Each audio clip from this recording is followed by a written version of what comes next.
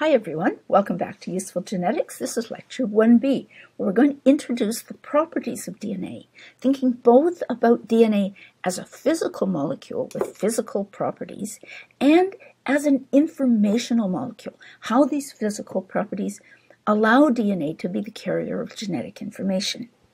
Now, DNA is both. It's a physical molecule and it's the genetic instructions that are used to build our bodies and the instructions that are passed on to future generations. How does this work? Well, first, DNA is the kind of molecule that's called a polymer. As we said earlier, it's a chain of identical or nearly identical subunits. In DNA's case, as an informational polymer, the subunits need to be different because it's the order of the subunits that creates the information. In DNA, there are 4 kinds of the subunits called bases, and they go by the names A, G, C, and T. DNA typically has 2 strands, so we talk about it as if it was one molecule, but really the functional DNA in a cell is 2 molecules wound around each other. We often draw it like this to indicate that. And in these 2 strands, the bases that are across from each other are physically complementary. They're not identical, but they fit together. And the meaning of that is shown here. So this is just a schematic representation of the 4 bases as 4 different shapes attached to a line that represents the DNA strand. And the important feature about these 4 shapes is that they are pairwise complementary. So the shape of the A base fits with the shape of the T base. The shape of the G base fits with the shape of the C base. But they don't fit in other combinations. If we try to pair an A with a C or a C with a T, either they don't fit or they bump together.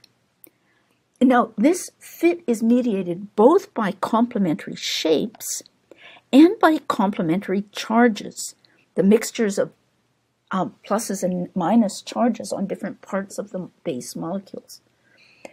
Now, these interactions of shapes and charges together create a kind of chemical interaction called hydrogen bonding.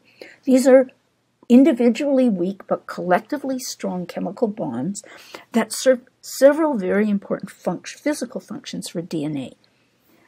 They hold the DNA strands together so they don't come apart. They direct DNA replication so that a new strand can be synthesized using the old strand. And they direct the synthesis of the related molecule called RNA.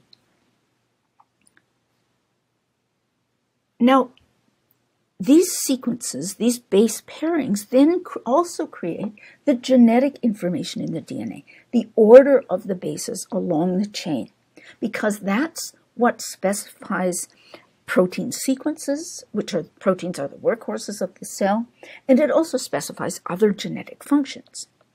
So the 2 strands have complementary shapes and charges. Thus, the two strands have complementary information as well, the information being the sequence of the bases. Because of this, it's possible to do error correction. If one strand is wrong, the other strand, the bases in the other strand, provide the information to correct the mistakes. This is called informational redundancy. And it's a very important feature of all informational systems, including the computers that I'm recording this on and that you're watching this on. It also allows for copying of the information, duplicating of the genetic information for heredity, and it allows for readout of the information to instruct the cells to produce proteins. Now, here's a drawing of DNA, just a schematic drawing. As I said earlier, the DNA in each chromosome is 2 very long single strands, and you can follow these in this chemical structure along this backbone of each strand. And these bonds that hold the strands together between one subunit and the next subunit, these are strong bonds. They're not going to come apart at all. In contrast, the bases, and here are the bases, A and T, C and G, held together. They're held together by hydrogen bonds that, as I said, are weak bonds. So they're fairly easily pulled apart. Individually, they're weak. In the whole molecule, summed up over all the bonds in the molecule, they're very strong, holding the DNA together, but it's relatively easy to pry individual bonds apart. This is important because the strands have to separate when the DNA replicates or when the bases are transcribed into RNA to direct protein synthesis. One other point I didn't make is that these molecules are asymmetric. So if you look at it from this side, it's different than if you look at it from this side.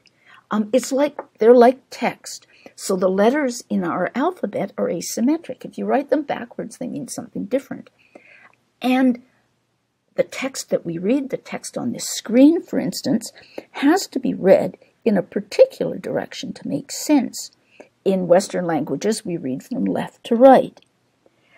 In the same way, the DNA strands are asymmetric, and they're asymmetric in a particular way. We can think of each strand as having a direction, and we refer to the ends by numbers, 3' and 5', and we would put an arrow at the 5' end.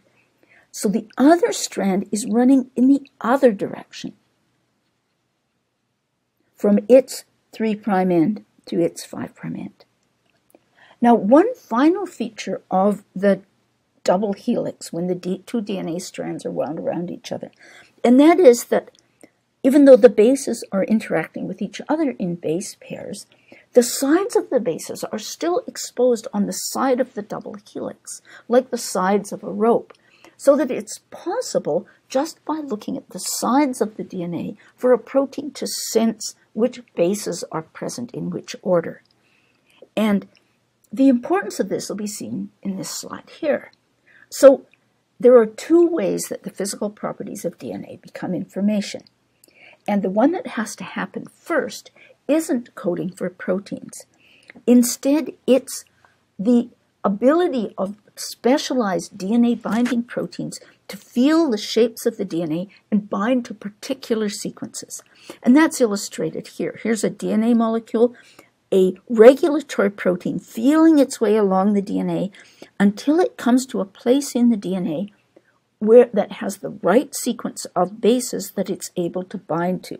So that would be these base pairs here. This protein can feel the sequence of the bases, even though the DNA is still base paired in its double helix. And the big green arrow here indicates that this protein, having found its appropriate sequence, is going to cause something to happen. Maybe DNA replication, maybe some other process. Now, the base sequences of other segments code for protein. And the way they do that is that they undergo processes called transcription and translation into polymers, other polymers, the informational polymer RNA, which we'll describe in the next lecture or the one after, and protein. We'll talk a lot about protein in Module 3. The DNA sequence specifies the sequence of these molecules. This is just a little diagram of the process of transcription, where we have double helical, double-stranded DNA that's come apart. It's unzipped so that this protein can make an RNA copy of one strand.